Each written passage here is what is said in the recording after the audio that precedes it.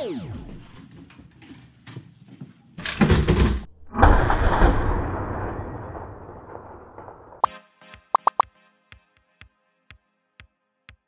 soikoon! Nyt lähtee! Ei hätää, sillä Asukselta löytyy tähän ongelmaan ROG Strix Fusion Wireless kuulokkeet. Ja me unboxaamme ne. Taas kerran unboxaamme jotain ja tutkimme hieman tarkemmin sitten laitteen ominaisuuksia. Ja ei kun hommiin. Sieltä paljastuivat nyt sitten, tai paljastui tämä itse paketti, johon nyt olikin hirveän piilossa näiden muovien takana. Avaamme sen tästä ensitöiksemme tähän. Pidetään se vaikka vähän näin tältä näkyvillä ja otamme täältä ensi alkuun pehmusteet pois. Noin. Siitä ne lepäävät heti ensi alkuun nämä kuulokkeet. Otetaan ne siitä taas ensiksi pois tieltä ja katsomme niitä kohta hieman lisää. Dongle, jonka avulla sitten saadaan langaton yhteys tähän tietokoneen ja kuulokkeiden välille. Silikaa.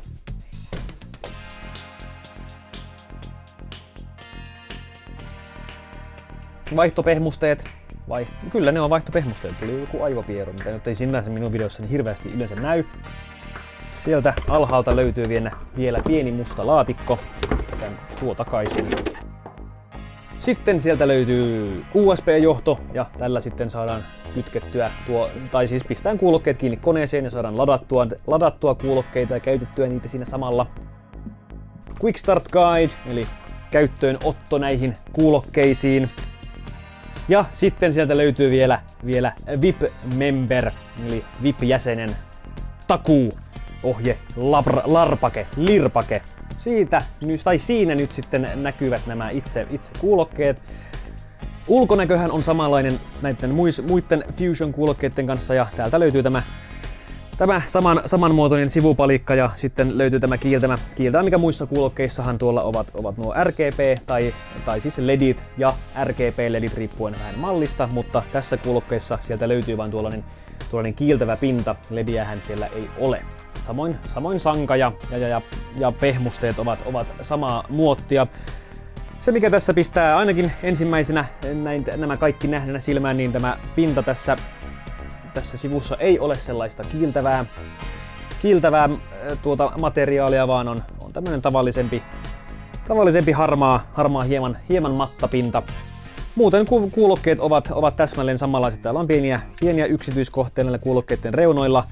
Täältä löytyy tuo virtanappi, USBn tökkäysportti ja toisesta kuulokkeesta emme löydä nämä mitään nappeja.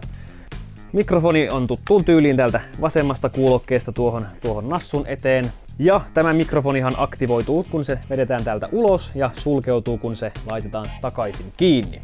Kuulokkeista löytyy tutut ominaisuudet, eli voi suurentaa niitä erikokoisille päälle ja laittaa ne lepäämään tähän näin, kun lähdetään taas käymään siitä koneen äärestä jostain muualle. Ja tällä kertaa johtokaan ei häiritse, kun lähdetään siitä koneen äärestä. Saattaa häiritä hieman johdollisissa malleissa. Kuulokkeissa on oletuksena nämä tekonahkaiset pehmusteet ja nämä tekonahkaisethan ääni eristävät hieman paremmin, eli ei ulkopuolinen ääni kuulu niin hyvin sitten tuonne muun tai pelimaailman tai mitä musiikkiin tai missä näitä sitten käyttääkään, vaan on paljon tiiviimpi tunnelma niin sanotusti. Kyseisen headsetin kantamaksi luvataan 20 metriä ja tuo kuunteluajaksi 15 tuntia. Nämä ovat yhteensopivat PC ja PlayStation 4 ympäristössä. Ja tästä samasta kuulokkeesta, mistä löytyy tämä mikrofoni, niin siitä löytyy sitten nuo kosketuskontrollit, eli äänen voimakkuutta pystyy säätämään hipelöimällä tätä pintaa tässä kuulokkeen ulkopintaa sitten ylös, alas tai eteen tai taakse. Ja tehdäänpä pieni läpileikkaus nyt sitten näihin kuulokkeisiin, koska näitä nyt on muutama erilainen malli näitä Fusion kuulokkeita ja kerrotaan nyt sitten mitkä ovat vähän näiden erot ja mikä on sinulle se sopiva malli. Eli Fusion-sarjaahan on tällä hetkellä 4 kuulokkeet, on Fusion 300, 500, 700 ja Wireless. Jos haluaa tosiaan mennä tähän langattomaan, niin ainut vaihtoehto on tuo Wireless, jonka saa kiinni Wifillä ja USBllä. Muut kuulokkeet saa kiinni USB:llä ja lisäksi 300 saa 3,5 millin plugilla ja Fusion 700 saa lisänä yhdistettyä myös Bluetoothiin. Fusion 500 ja 700 löytyy Hi-Res DACit. Kaikista muista paitsi wirelessista löytyy 7.1 virtuaali äänimaailma.